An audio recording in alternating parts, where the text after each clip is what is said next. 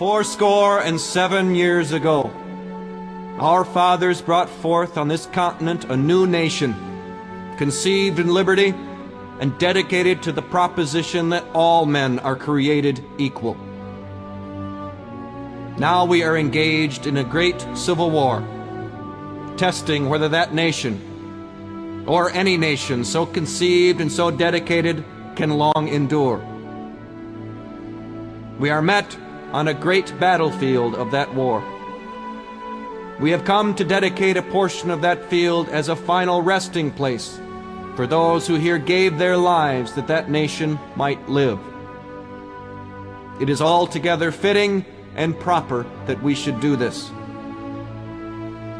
But in a larger sense, we cannot dedicate, we cannot consecrate, we cannot hallow this ground. The brave men, living and dead, who struggled here, have consecrated it far above our poor power to add or detract. The world will little note nor long remember what we say here, but it can never forget what they did here. It is for us, the living, rather, to be dedicated here to the unfinished work which they who fought here have thus far so nobly advanced.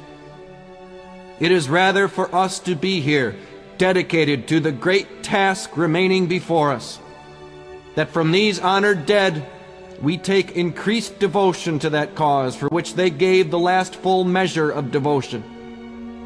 That we here highly resolve that these dead shall not have died in vain, that this nation, under God, shall have a new birth of freedom, and that government of the people, by the people, for the people, shall not perish from the earth.